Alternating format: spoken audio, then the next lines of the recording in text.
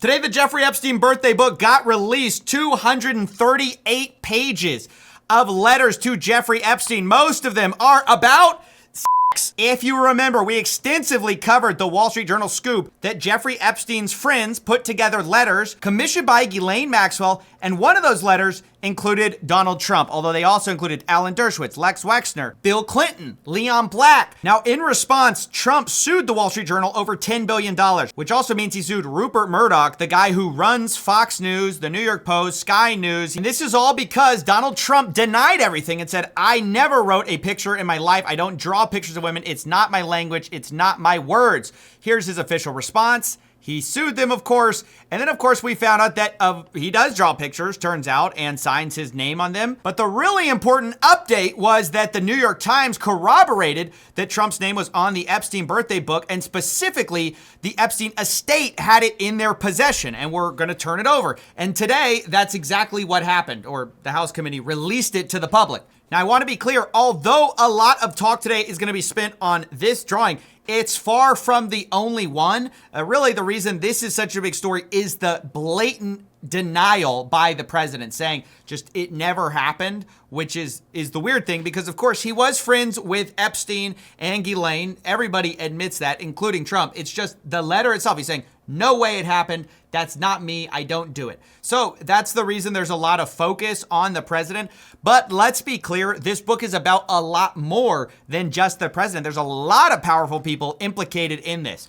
This is the start of it. You see, it's a leather-bound book written by Ghislaine Maxwell. There are redactions to third parties.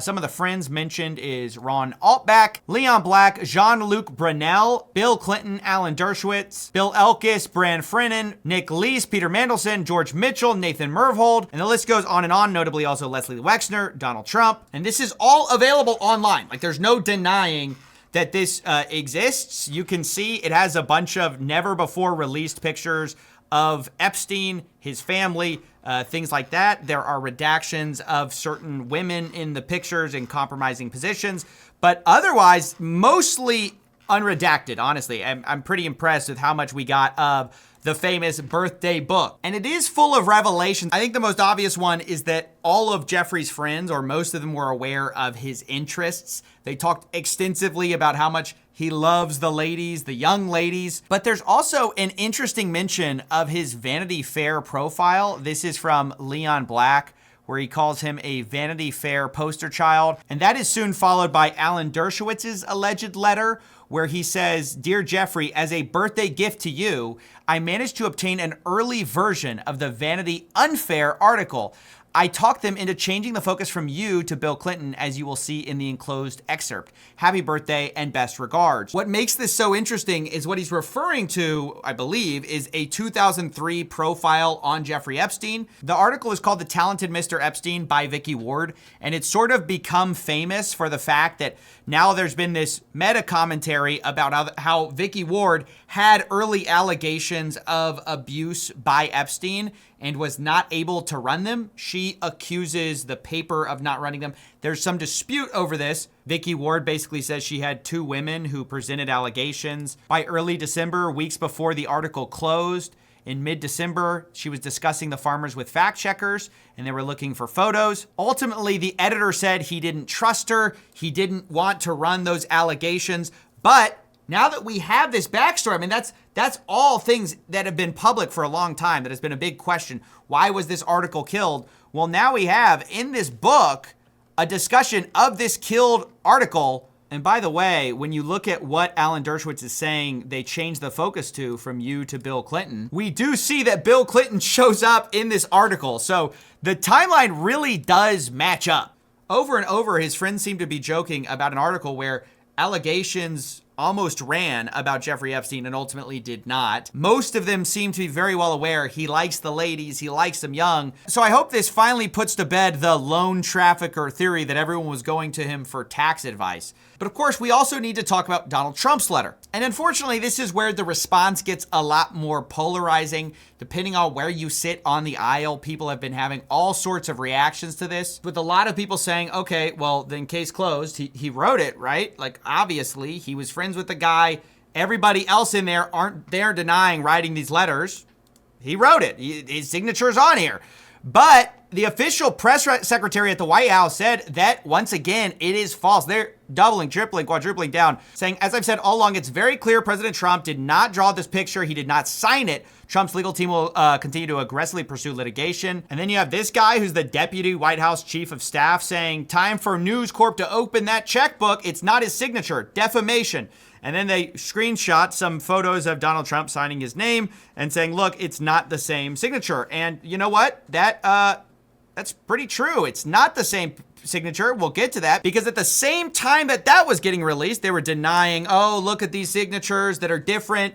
We also had the New York Times and Wall Street Journal also put out signature comparisons with some different signature choices that look very similar. This is the official Epstein one right here. Here's a letter to Bill Gates. Here's a letter to New York City officials, Rudy Giuliani. Here's another New York City official. And then we also have letters to Conway, to Clinton. And you have this kind of textbook long trail, a very tight vertical signature. I mean, to me, that's pretty compelling. Unless we're arguing for a professional forgery job here, which I don't think has even been alleged. Like, this is nearly identical, all these signatures. Like, I would believe that is all within the realm of the regular differences in a signature, right? It's not some completely different signature we've never seen before. But it didn't take long for people to take up what the White House's official statement is saying, because influencers have now run with it, saying, does the below look like the actual signature from the president? I don't think so at all. Fake. Showing once again that, yes, the president has at various times signed signatures differently, of course. I don't think anyone disputes that. And sure, you can find some signatures that look different. Here's Eric Daughtery saying, the Wall Street Journal has just published that letter Trump sent to Epstein. It's not even his signature. Defamation, pay up. This guy says Trump is going to bankrupt Wall Street Journal. Benny Johnson says time to sue them into oblivion, which again is crazy because the guy they're talking about, they're suing, is also like one of their biggest allies, Rupert Murdoch, the guy who runs Fox News. I mean, it's definitely infighting at best. Now, of course, we got to read the message again now that we actually have it in its full context. We have voiceover, must be more to life than having everything. Yes, there is. I won't tell you what it is, nor will I. Since I know what it is, we have certain things in common, Jeffrey. Yes, we do, come to think of it. We all know this. And then the famous line, enigmas never age. Have you noticed that? A pal is a wonderful thing. Happy birthday, and may every day be another wonderful secret. So look, there's also an analysis put together by the Wall Street Journal, the people who originally reported this. I think that's worth going over. They decided to look at various times that Donald Trump has expressed similar writing. For example, they talk about Trump talking in the third person. They say, look, here's video clips of him talking about himself in the third person. It's not weird for him to do that. There's also word choices of enigma. They point out that he's used enigma multiple times in books. We've also covered him saying it in video.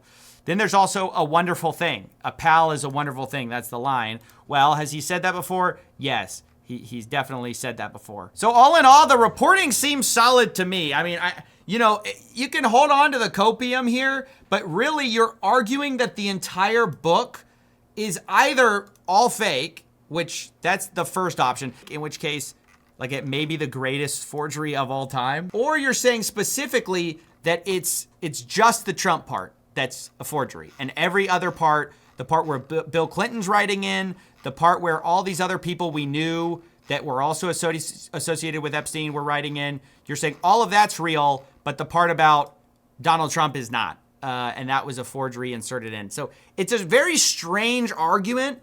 And because this was all a carefully bound book, the idea that it was just inserted in, it couldn't really have been. It was bound by a specific bookbinder. So, I think it's all credible. I mean, personally, I look at the facts. I look at what we know of the various people, how this all unfolded, the fact that it came from the estate we thought it would come from, the fact it included a variety of politicians, powerful people. It wasn't just singling out Trump, but Trump is the only one who has denied it. Now, lastly, I want to talk about the latest statement by our government. We all know the various stages of grief we've been through with this story. First, it was a cover-up, then they're going to release everything, then there's nothing to release, then it's a hoax, and now we have a new level of copium. We are descending into Davy Jones' locker level of copium. And here we have it. This is from Speaker Mike Johnson. It comes He is across as horrified. calling the whole thing a hoax. It's been misrepresented. He's not saying that what Epstein did is a hoax. It's a terrible, unspeakable evil. He believes that himself. When he first heard the rumor, he kicked him out of Mar-a-Lago. He was an FBI informant to try to take this stuff down. Wow. Donald Trump was an FBI informant, according to Speaker Mike Johnson. So all of this birthday book stuff, all of this was actually, if you believe our government, it was part of an official plot to capture Jeffrey Epstein, the world's most notorious pedophile. This whole photo. But now I guess we're so deep undercover we can't cop to it yet. We can't admit we have the entire government running cover for us with influencers telling people, oh, it's not his signature, even though they're very clearly our signatures that look identical. So it's crazy. I just hope our glorious president can one day come out of his FBI informant role and tell us all how he took down the world's most notorious. I can't wait for that one. That big one. Maybe he can write us a letter about it.